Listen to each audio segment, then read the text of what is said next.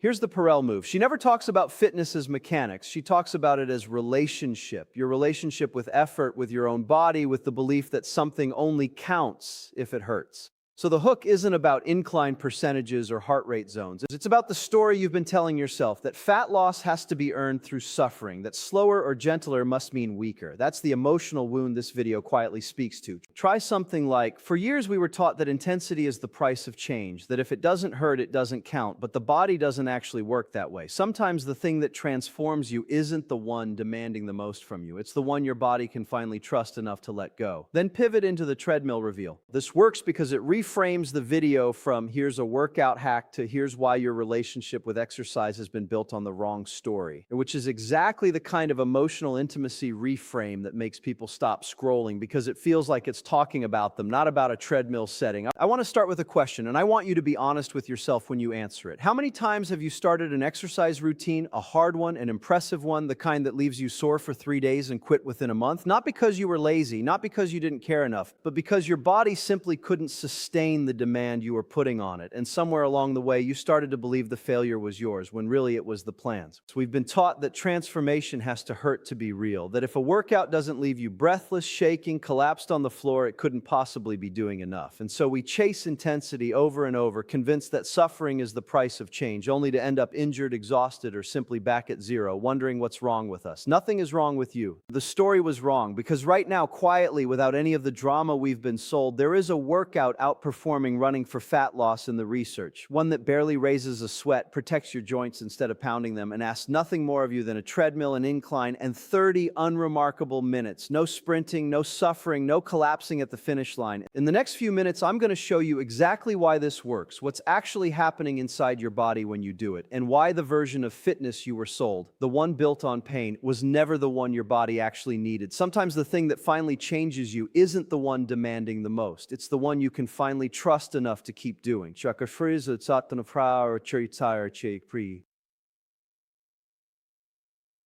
I want to start with something that's going to sound completely backwards, and I need you to trust me for the next few minutes while I walk you through why it isn't. There is a form of exercise quietly outperforming running for fat loss in study after study, and it barely raises a sweat. No sprinting, no pounding pavement, no gasping for air at the end of a session, just walking on an incline, and the data keeps showing the same thing over and over for actual fat oxidation. Not just calories burned, but fat specifically used as fuel. This boring form of movement is beating the workout we've spent decades treating as the gold standard. Now, I understand why that's hard to accept. We've been trained culturally to believe that exercise only counts if it hurts. If you're not drenched in sweat, if your legs aren't shaking, if you can still hold a conversation while you're doing it, surely it can't be doing much. That belief is so deeply wired into how we think about fitness that most people will hear what I just said and instinctively want to argue with it. But your body doesn't actually operate on the logic of the more it hurts, the more it works. Your body operates on chemistry, and the chemistry in this case tells a very different story than the one we've all been sold. Here's the trend I'm talking about, in case you haven't come across it. Sometimes called incline walking, sometimes known by a specific number combination that's been circulating widely. A moderate incline, a moderate speed, sustained for around half an hour. That's it. No intervals, no sprints, no equipment beyond a treadmill set at an angle. And when researchers have actually measured what's happening inside the body during sessions like this compared to running, the incline walking sessions are producing a higher percentage of energy sourced directly from fat stores. Not always more total calories. Running can still edge that out. But when we're specifically talking about fat as the fuel being burned, moderate sustained incline work is holding its own against, and in a lot of cases beating a much more punishing run. I want you to sit with how strange that actually is, given everything we've been taught. We've built an entire industry around the idea that transformation requires suffering, that if a workout isn't leaving you wrecked, it isn't real. Boutique gyms selling brutal hour-long classes, influencers filming themselves collapsing at the end of a session like it's proof of effort. An entire generation taught that gentler must mean weaker, that sustainable must mean lesser. And here we are looking at real physiological data showing that one of the most accessible, lowest impact forms of movement available to almost anyone is going toe-to-toe with running on the exact metric most people are actually chasing when they start exercising in the first place. losing fat. This is exactly why I wanted to open with this before we get into any of the mechanism, before we talk about why this actually works inside your body, because I think the real barrier for most people isn't information, it's belief. You have to actually believe that something this accessible, this low drama, this available to someone who's out of shape, recovering from injury, or simply exhausted after a long day could be doing real work before you'll ever give it a real chance. And right now, most people don't believe that because nobody told them the science existed. They just assumed, like most of us did, that if it isn't hard, it isn't helping. So here's what I want you to walk away with from this opening point, because everything else we talk about today builds directly on it. This isn't a hack, this isn't a shortcut or some trick to avoid real work. This is your body's own chemistry, operating exactly the way it's supposed to. Once you stop overriding it with intensity, it doesn't actually need for this particular goal.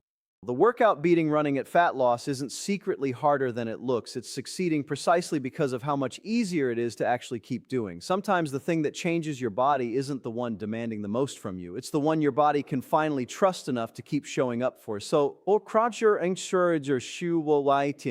So let's actually talk about why this is true, because I don't want you walking away from this simply trusting me. I want you understanding your own body well enough that this makes complete sense by the time I'm done. And it all comes down to one concept most people have never been taught, even though it's been sitting in exercise physiology textbooks for decades. Your body doesn't burn one type of fuel. It burns a mix, and which fuel dominates that mix depends entirely on how hard you're working. Think of it like this. Your body has essentially two fuel tanks it can draw from during exercise. Stored fat, which is abundant, slow-burning, and nearly unlimited even on a lean person, and glycogen, which is stored sugar, fast-burning, limited in supply, and the fuel your body reaches for the moment things get intense. At rest and during low to moderate effort, your body happily runs primarily on fat. It's efficient, it's patient, it doesn't need to rush. But the moment your intensity climbs, the moment you're sprinting or pushing into a hard run where your breathing gets ragged and your heart rate spikes into a much higher zone, your body makes a switch. It shifts toward glycogen because glycogen can be accessed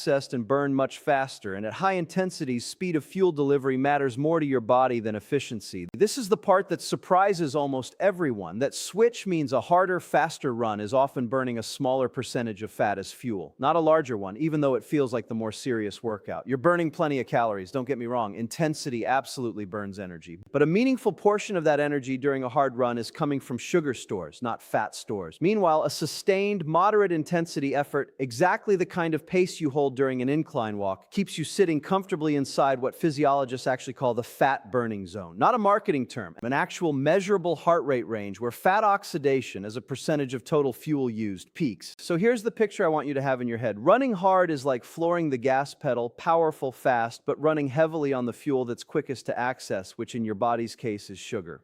Incline walking is like cruising at a steady, sustainable speed. Slower, yes, but pulling consistently from the tank that was always the harder one to empty fat. And because incline walking can be sustained for a long time without exhausting you, without spiking your heart rate into that sugar-burning zone, you end up spending far more total time in the exact zone where fat is being preferentially used. Time in zone, it turns out, matters just as much as effort in the moment, maybe more. This also explains something a lot of you have probably experienced without ever understanding why. You go for a hard run, you're starving an hour later, ravenous in a way that feels disproportionate to how long you actually exercise. That's not a coincidence. High-intensity effort burns through glycogen fast, and your body, sensing those sugar stores running low, sends a strong hunger signal to go refill them, often pushing you toward exactly the quick carbohydrates that got depleted in the first place. Steady, moderate incline work doesn't create nearly the same glycogen depletion spiral, which means it doesn't come with nearly the same rebound hunger either. You're not just burning fat more efficiently during the session. You're not sabotaging yourself with compensatory eating afterward. I want to be clear about something because I don't want this to be misheard. Running is genuinely good for you. Cardiovascular health, bone density, mental health benefits, none of that goes away. This isn't an argument against running. This is an argument against the assumption that harder always means better for the specific goal of fat loss, because your body's fuel switching mechanism simply doesn't work that way. Intensity has its purpose. But if fat loss is actually the goal sitting behind the workout, intensity isn't the lever you think it is. Your body was never impressed by how hard you pushed. It was always paying attention to how long you stayed in the zone that actually mattered.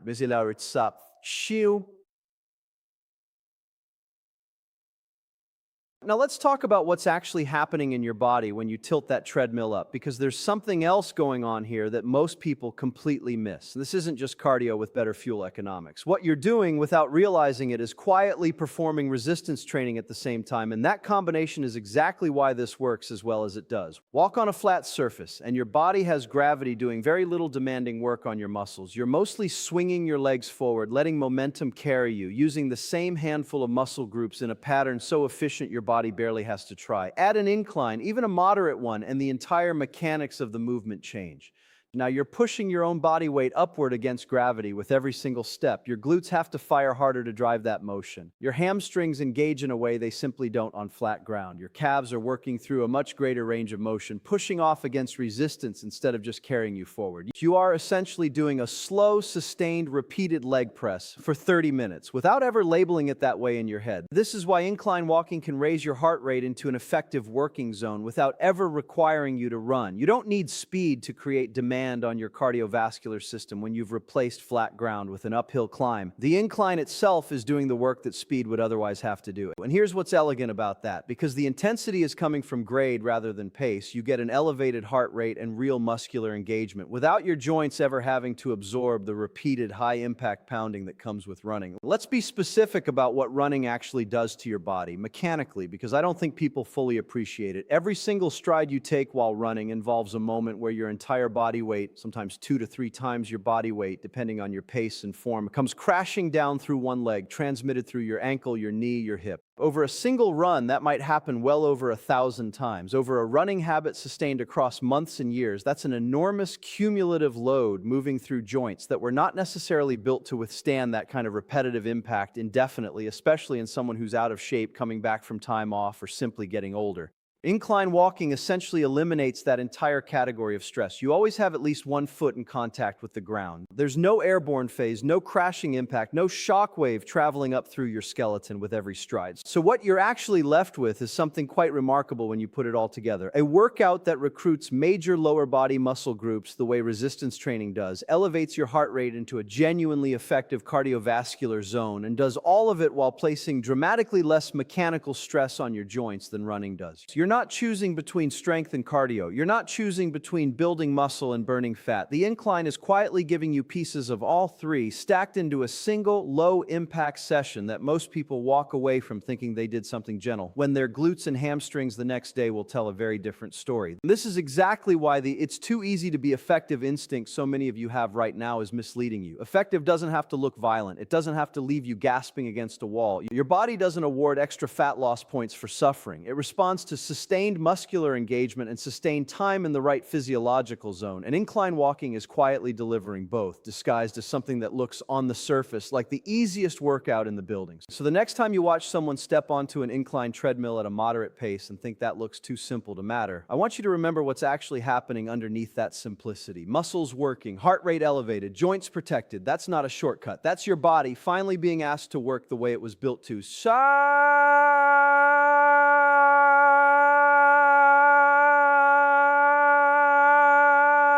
Now, I want to talk about the part of running culture almost nobody wants to say out loud because it's uncomfortable, and because running has such a beloved, almost sacred status in fitness circles that questioning it can feel like heresy. But the numbers here are too consistent to keep ignoring. Running has one of the highest injury rates of any common form of exercise, and for a huge number of people, especially the people this conversation is actually for, it isn't the fat loss tool it's marketed as, it's the thing that sidelines them before they ever get the chance to see results. The research on this is remarkably consistent. Depending on which study you look at, somewhere between a third and more than half of regular runners experience some kind of overuse injury within a given year. Shin splints, runner's knee, stress fractures, Achilles tendonitis, plantar fasciitis. These aren't rare, unlucky outcomes happening to a careless few. They are statistically closer to the expected cost of doing business for a huge portion of people who take up running seriously. And here's the group that gets hit hardest by this: beginners, people returning to exercise after years away, people carrying extra weight who are ironically ironically told that running is the fastest way to lose it at the exact moment their joints are least prepared to absorb the repeated impact that running demands. Think about how backwards that actually is. The person who most needs a sustainable entry point into exercise is routinely handed the exercise most likely to injure them before they build the base fitness required to handle it safely. Someone 30 or 40 pounds overweight, sedentary for years, decides today is the day, laces up, and goes for a run. And that decision, however well-intentioned, is loading joints that haven't handled that kind of repetitive impact in a very long time, sometimes ever. It's not that their body is fragile. It's that we've handed people a high-impact tool as if it were a beginner's tool and then acted surprised when so many of them get hurt, get discouraged, and quietly stop exercising altogether. And that's really the part I want you to sit with, because the injury itself is only half the damage. The other half is what happens after. Someone gets shin splints 3 weeks into a new running habit, and it's not just a physical setback, it becomes a psychological one. They start to believe exercise simply isn't for them, that their body can't handle it, that they tried and it didn't work and maybe it never will. Nobody explains to them that the problem wasn't their body's capability. It was the mismatch between where they actually were and the demand they were asked to meet. So instead of adjusting the workout, they abandon the goal entirely, and that door often stays closed for a long time after. This is exactly where incline walking earns its place in this conversation, because it solves the actual problem most people are facing, which was never really, how do I burn the most calories in the shortest time? It was, how do I do something consistently enough for long enough without getting hurt or burned out that my body actually has the chance to change? Consistency beats intensity every single time, for the simple reason that a workout you can't sustain because it injured you or exhausted you produces exactly zero long-term results. The best workout in the world on paper is worthless to someone who can only do it twice before their knee gives out. Incline walking sidesteps almost the entire injury conversation. Low impact, joint friendly, approachable for someone who hasn't exercised in years, and just as effective for someone who's already fit and simply wants a smarter, more sustainable tool in their routine. And it's not that running is bad. I want to be careful here, because plenty of people run for decades without major issues, and running offers real benefits nothing else fully replicates. But if the goal in front of you is fat loss and the honest picture of your current fitness level says you're not ready to absorb that kind of repeated impact yet, incline walking gives your body the chance to actually get there without a shin splint or a stress fracture deciding the outcome for you 3 weeks in. The workout that changes your body isn't the one that looks the most impressive on day one. It's the one still standing, unbroken, still showing up 6 months later.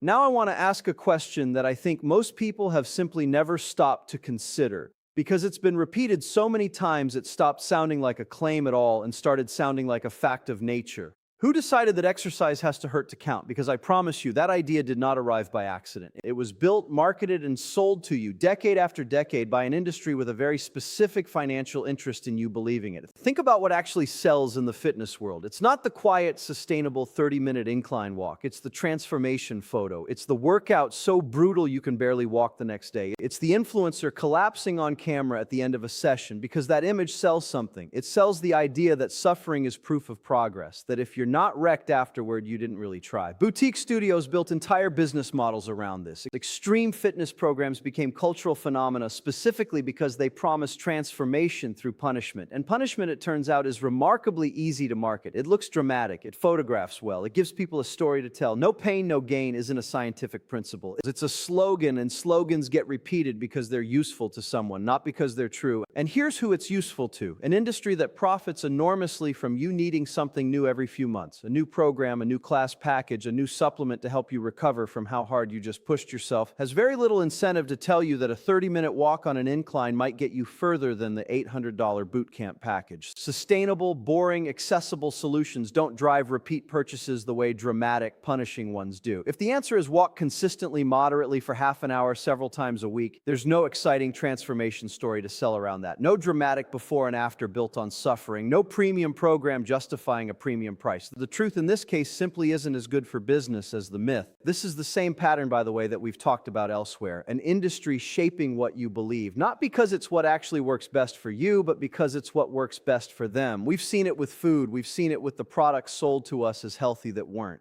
And here it is again in fitness, wearing a slightly different costume. The idea that gentler must mean weaker, that moderate must mean insufficient, that if a workout doesn't leave you devastated, it couldn't possibly be doing anything. And I want to name what this actually costs people, because it's not abstract. It's the person who tries an extreme program, can't sustain it, gets hurt, or burns out within a few weeks and walks away believing they failed. And when the truth is the program was never designed with sustainability in mind to begin with. It's the person who skips exercise entirely because every option presented to them looks brutal, intimidating, built for people already in far better shape than they are.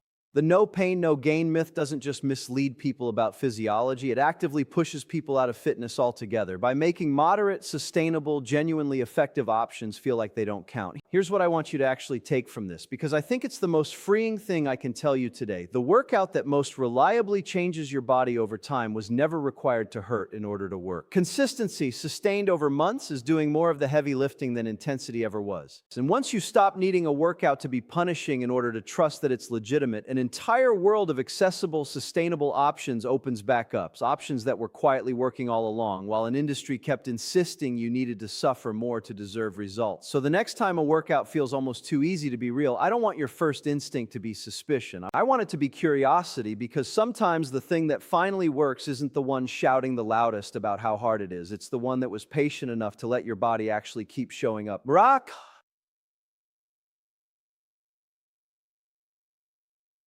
So let's make this practical, because I don't want you leaving here today with a head full of physiology and no idea what to actually do with it tomorrow morning. Everything we've talked about, the fuel switching, the muscle engagement, the injury data, the industry incentives stacked against you knowing any of this, all of it should collapse down into something simple enough that you could start today. Without a coach, without a gym membership, without overthinking a single part of it. Here's the structure, and I'm going to keep it as uncomplicated as the workout itself deserves to be. Set a treadmill to a moderate incline somewhere in the range most people find becomes genuinely challenging without tipping into breathless, roughly a 12% grade if your machine allows it, though anywhere from 6 to 15% will still give you real results depending on your current fitness level. Set your pace to a brisk walk, not a jog, fast enough that you're working, slow enough that you could still hold a conversation if someone was walking beside you. And hold that for around 30 minutes. That's the entire formula. No intervals to track, no heart rate monitor required, though it can help if you have one. No complicated programming, incline, moderate pace, 30 minutes,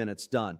Now, if that number sounds intimidating to someone who hasn't been active in a while, I want to be very clear. You do not need to start at that incline or hold it for that long on day one. This is exactly the kind of workout that rewards a gradual build. Start at a lower incline, 4 or 5% TARs for 15 or 20 minutes, and simply let your body adapt over the coming weeks. Add a little incline every week or two, add a few minutes to your duration as it starts to feel more comfortable. There is no prize for jumping straight to the advanced version and injuring yourself in week one, which, if you remember what we talked about earlier, defeats the entire purpose of choosing something sustainable in the first place. As for frequency, 3 to 5 sessions a week is a reasonable target for most people, though even 2 or 3 consistent sessions weekly will move the needle over time compared to nothing at all. And here's something important I want you to hear clearly. This doesn't have to replace everything else you're doing. If you already lift weights, if you already enjoy running, if you have a routine that's working for you in other ways, incline walking slots in beautifully as a low-impact addition, something you can do on recovery days, on days you're tired, on days when a hard workout feels like too much, but doing absolutely nothing doesn't feel right either. It's not asking to be the only tool in your toolbox. It's asking to be the reliable one, the one you can always fall back on, no matter how your energy, your schedule, or your body is doing on any given day.